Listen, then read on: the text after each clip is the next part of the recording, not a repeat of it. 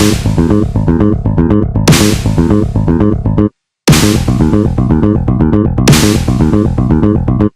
and welcome to Goa 365's Face to Face.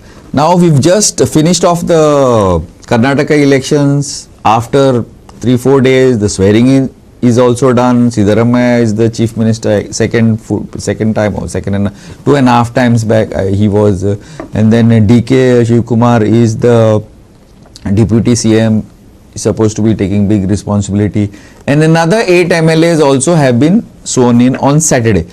So with me is the ADR's Goa State Coordinator Bhaskar Assoldekar, good friend of mine, and we've done a lot of these analysis over the past year and a half on various political issues. So Bhaskar, welcome to our show after some time. We had taken a political break after the election, so now we are back. We covered the... Thanks for inviting me and inviting me for this particular interview. Thank you. Always a pleasure. And we have done the Karnataka elections counting as well as the voting as well as counting live, as you are aware, and on Saturday was the swearing in. So Bhaskar, first for the uninitiated, as they say, what does ADR do? What is ADR? ADR's full form is Association for Democratic Reforms. This is an association formed by graduates and professors of IIM Ahmedabad, Indian Institute of Management Ahmedabad, and this was initiated sometimes in 1998. Just prior to that we had a lot of issues like Bofors and all sorts of corruption issues and all. And that was the time when we were just wondering, what is it that we can do as Indian citizens to really thwart this kind of blatant corruption and other stuff. So that is precisely where we thought we could do something. We were highly educated guys, and still we are not doing anything towards the interests of the country. So about 8 or 10 of us got together, and we formed an association, and we first appealed in Gujarat, in Delhi High Court, as to the fact that whenever there is an election and whenever the candidates go to this thing, there should be an affidavit signed by them, a sworn affidavit, which should give 3 specific aspects of the candidate. A, their total assets, less liabilities of course, and both should be shown separately, their educational qualification and criminal record, if any. Massive opposition from just about everyone. All parties. Obviously, that is obvious. I'm sure you must have expected that opposition. We had to go to Supreme Court. Supreme Court said, yes, you are right. You should be getting this information. The Indian citizens should know so that they have an informed choice when they go to the polling booth. Okay. Again, it was a Supreme Court, of course, gave us in our favor. And since nothing was happening thereafter, we had to go to the president. And president said, look, I can just send it back, because they had the central government had asked for another ordinance kind of thing where Supreme Court's orders were to be thwarted. So president accepted it, gave it back, saying that this is something which can be given, but no, despite that also they didn't do anything. So Supreme Court at that point in time, this is a contempt of court, and hence this was in 2002. It took about 4 years for us to get, and by 2002. The first time affidavits were signed by the candidates, and ever since then we have been getting this information from Election Commission, because Supreme Court then directed Election Commission saying that this information should be given to ADR. So what's your latest, now what is your latest initiative with as far as the Karnataka elections is concerned? We'll start off from there before we get into the meat of the politics, so as to say.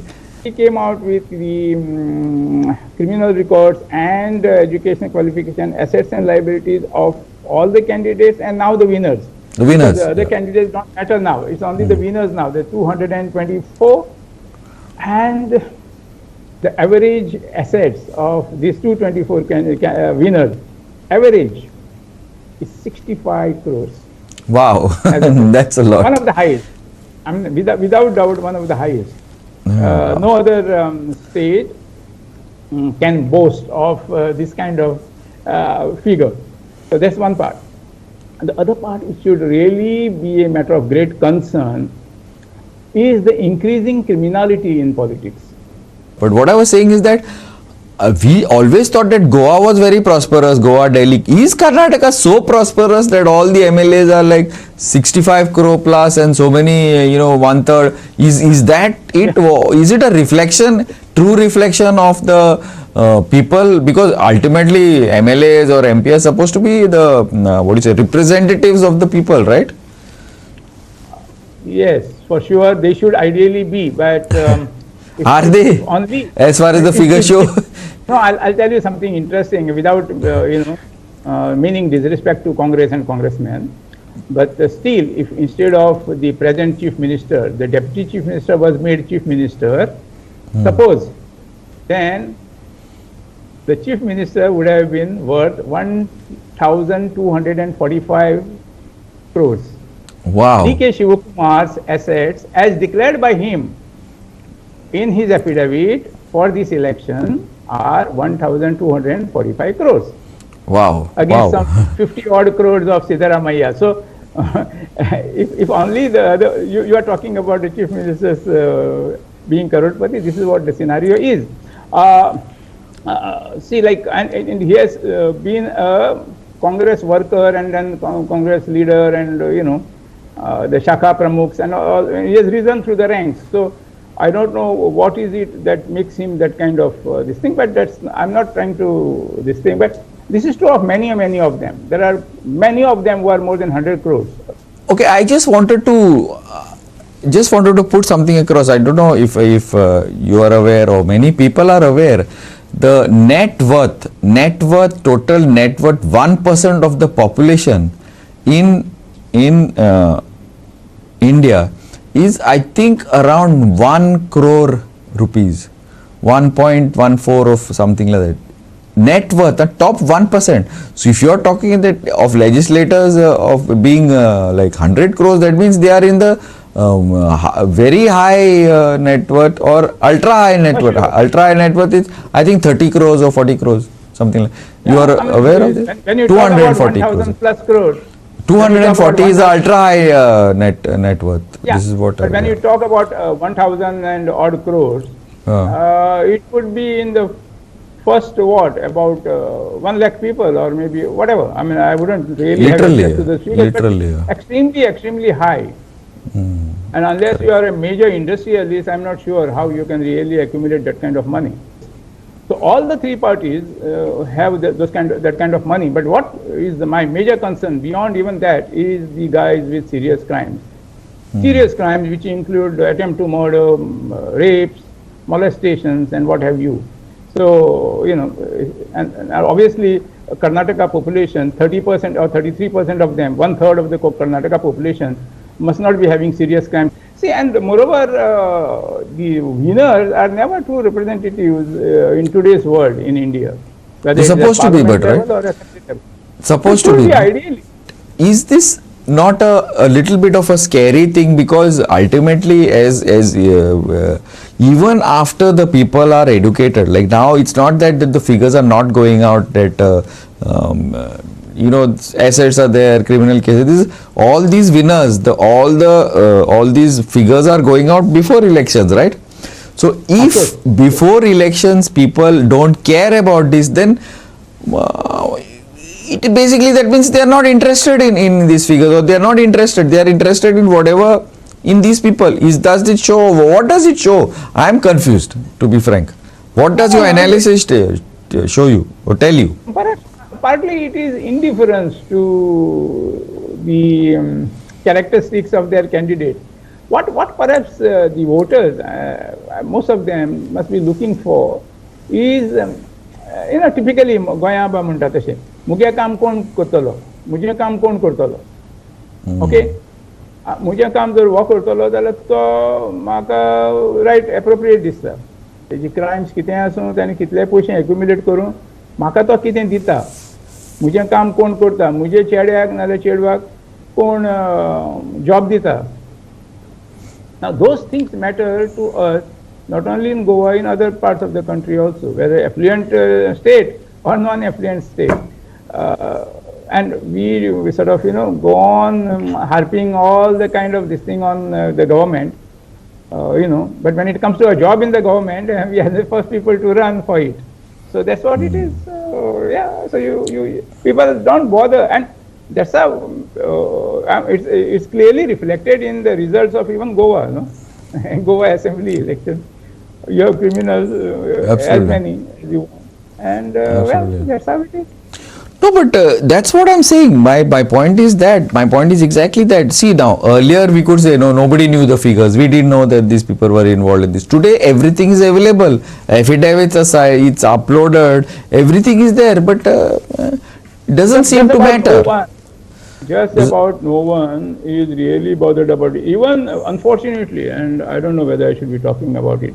This is not a forum for talking about it, because we are talking about Karnataka essentially. But in Goa, in the last assembly elections, at least I know of one candidate who has been filing his affidavit ever since 2007. Okay. 2012 for sure. 2012, then 17, then by-election, and then 22.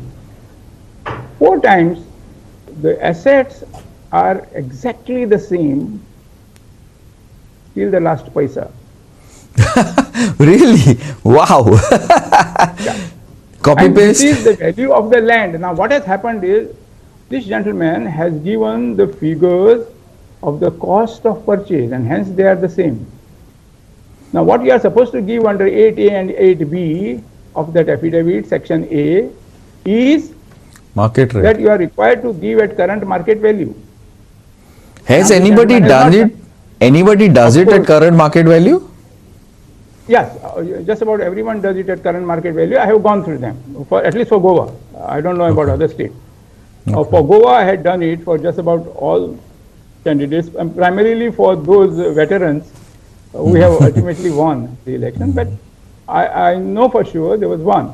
So when it came to the issue, I had written to Chief Election Officer, let me tell you, and I have the letter before the elections, saying that look, there's a likelihood of this gentleman giving the same figures again and again, because in the last 3 elections he has given it. He contested in 2012, then 17, then by-election sometimes in 2019, just before parliamentary election, and then 22. So before the elections in 22, I informed CEO in a letter in writing, saying that this is what can happen, expected, please check up. After the affidavit was filed and the nomination was given, I realized that the figures are exactly the same till the last paisa. I brought it to the notice saying that this is what it is. And I hope you have taken the notice, because I had written to you earlier. No communication back, no action taken. Wow. I can say it with absolute authority. Authority, yeah, absolutely, because you are the... I have the letter with me. Exactly. I have the registered letter which I had sent. I have the copy. And no action has been taken apparently, because there is I have not seen anything in the newspapers. I don't think so. I don't think we would have known also this. We were probably not paying so much of attention to this particular thing. We'll have to discuss this a little further later. Yeah, but that's what it is. Yeah, that's what it is. Very, very sad. Very sad. Indifference, and perhaps even people are not really keen or interested in this kind of thing. But if you do that right from the outset, perhaps the things can change. I don't know, but ultimately, see, it is the people who are going to be ruled and who are going to be running to these MLAs for everything and anything. They are the ones, because most of the services that the MLAs provide today in many parts of the country, including Goa, are something that are people's by right. They are public services, because they are supposed to get. It's not that the MLA is taking it from his pocket and giving you. He has to give electricity, he has to give water. Now all of them do these inaugurations and all. Inaugurations is your money and my money. We pay tax. And on top of that, they do it. They make a big hullabaloo about it. It's a big media circus. It is ultimately it is our money, which they get publicity for doing the work for us with our own money. What sense does that make? It makes absolutely no sense. And all these services... Yes, Bhaskar. This is what is clearly understood by the politicians also. So those who are in power, suppose someone is MLA, he tries to hold on to all these things which are normally required to be given to people by right, as you rightly said. whether it's ration card, whether it is Aadhaar card, whether it is that DDSY in Goa scheme, Incentives, everything, whatever free it is. medical this thing or whatever other stuff that you get, some cash and some of the other things in kind, wheat, rice, whatever. Now, if you try to hold on to it, the guys go to the minister or the MLA. Minister, after ensuring that he becomes his voter, clears his name and then gives him this thing. Now, that fellow is totally obligated. He's a very sincere guy. The voter is a very sincere guy. So, since someone has obliged him by doing all these things to him, in turn he says, मुझे तो एक ही vote देना है, मगर ही एक vote दिवपाचें तातूंत व्हडलें कितें आहा. So एका वोटान जर म्हाका जर हें सगळें मेळटा, he is delighted because for him that's huge thing. More so for those who have come from outside Goa and settled in Goa. That's another issue. That becomes a total vote bank, a clutter.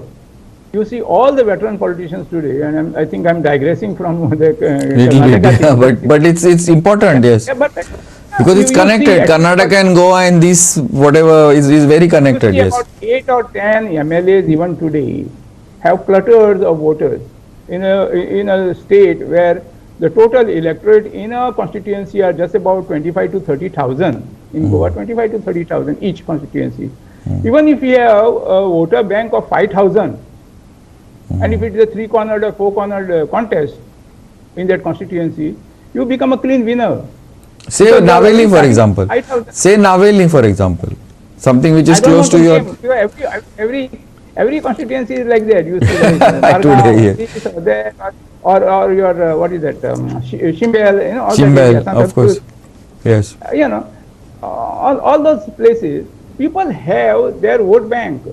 How they have made this vote bank? The guys who have come from outside Goa, they have been given a ration card and then other card, electricity connection, water connection, and they become the vote bank for you. You don't have to, put more effort. Actually, I have a little bit of a, what you say, a little bit of a different opinion. See, okay.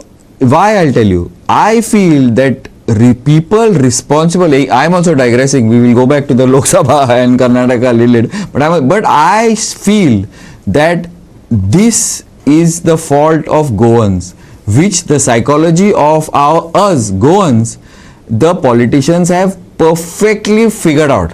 Because if in 25 to 30,000 voting population, out of that you say forget 15,000, half. So 15,000 voters, which is more, in Goa it is much more normally. Say 15,000. If you allow 5,000 people, which is not, it's normally not 5, it's between 1,500, 2,000, 2,000, maximum 2,000, 2,000.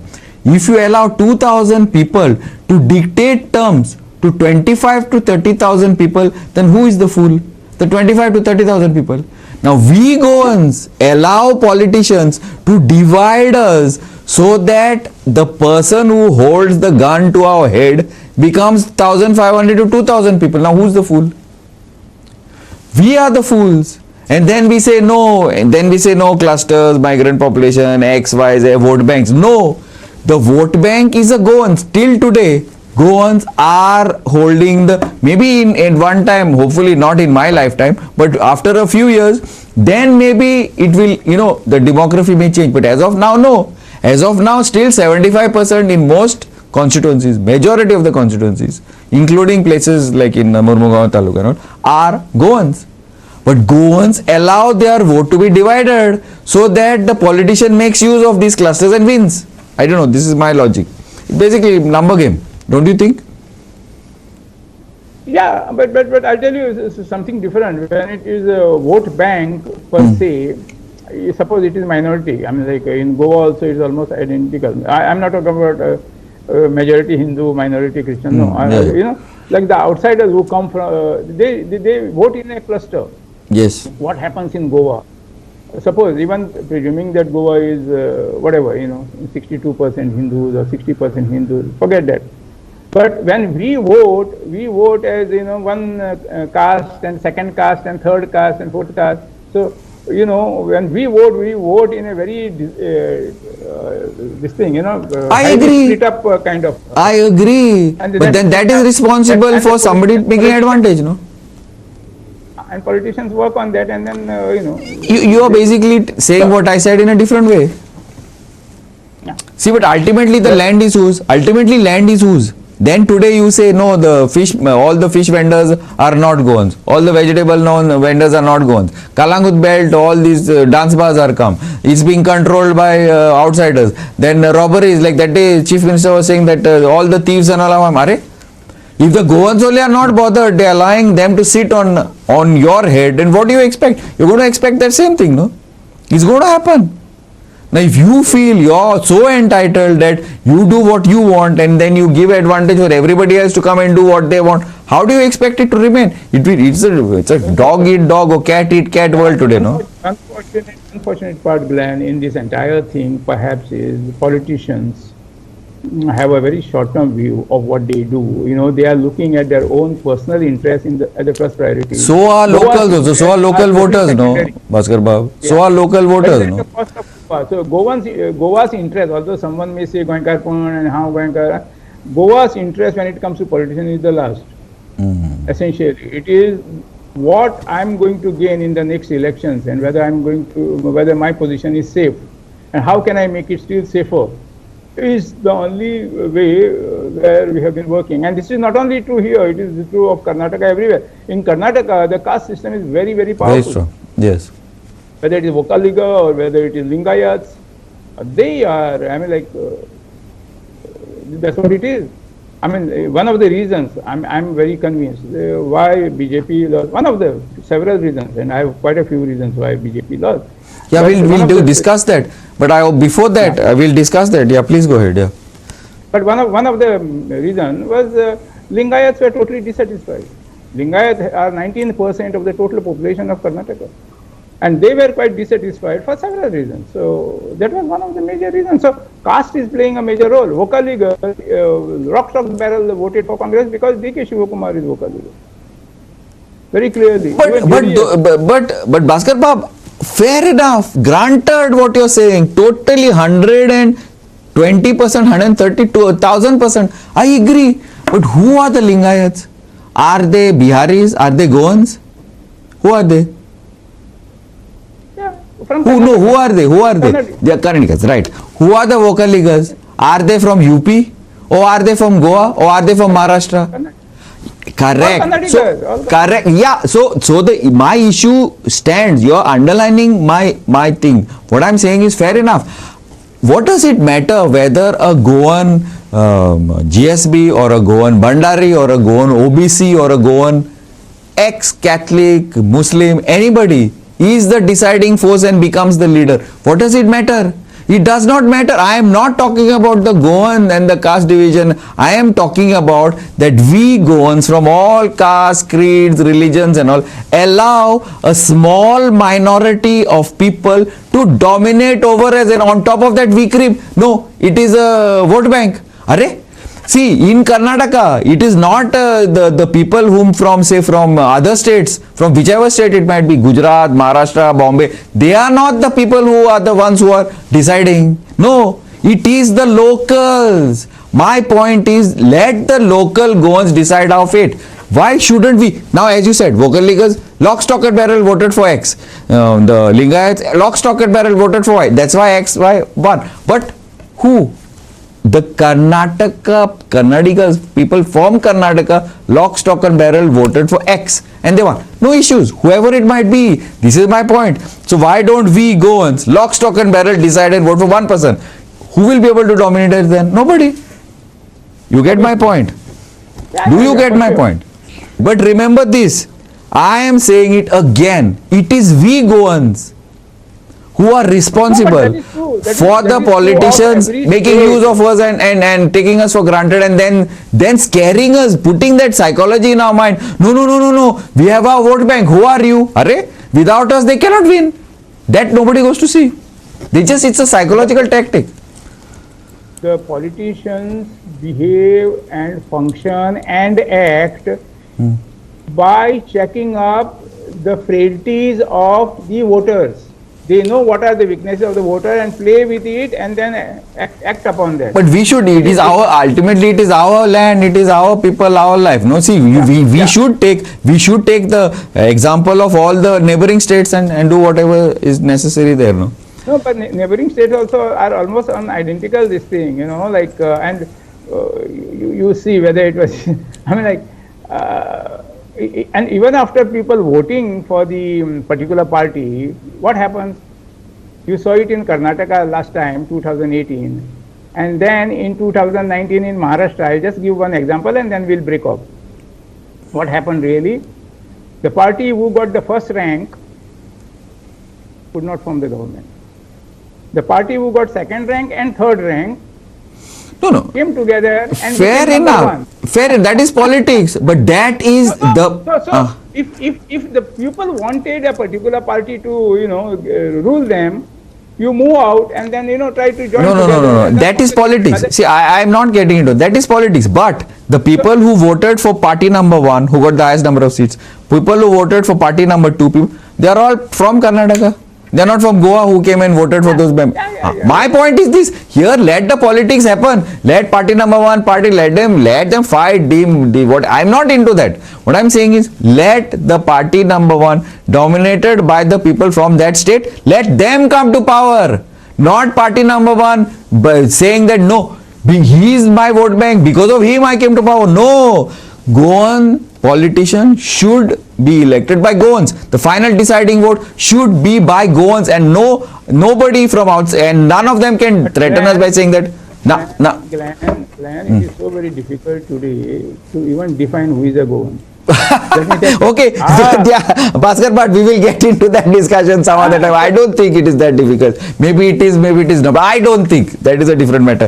They have also ration card. They have also Aadhaar card of Goa. They have everything from Goa. Fair enough. You can't really say. Then you can't call them vote banks, no? Speak Konkani. Some of them can't speak Konkani. But that you cannot say. Then it is a vote bank politics, no? Then it is. Then I don't know what to call it. But it works. I don't know. I don't agree. I don't think so. If little bit of unity is there, why we should follow the whatever the politics the rest of our states in the country follow. We should not. Goans Ajib nahi. Goans are Indians. No, we should follow the same thing. That's what I. Episode will take up Karnataka, the performance, and what kind of bearing it will have. Yes, exactly, and also the reasons why possibly, like you had just touched this. I can give you 5-6 reasons why. Correct. I'm out of time in this segment, Bhaskar Bab. This has been interesting, and this is something that is always I have thought about, and I put it out. Now this, I think Bhaskar Bab will think about it, and possibly some other time we can have this discussion. Keep watching. This was very interesting, and though it is not the Goa Assembly elections, it is the Karnataka which we were discussing, and which we started off, and we digressed a little bit, but very interesting. And this is something for Goans to think about.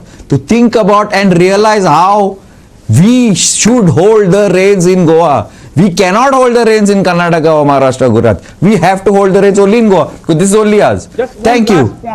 Bhaskar Bab, I will talk. We'll in the next episode. Last point, Glenn, if you don't mind. Just one point. Just 10 seconds. The elections are won by criminals and bad antecedents, not because they are voting. But the good people don't go to vote on the election day and treat it as a holiday, and that is it. Okay, Bhaskar Bab, he had to put in his last 2 bits. Possibly he's very right, it's a very valid point.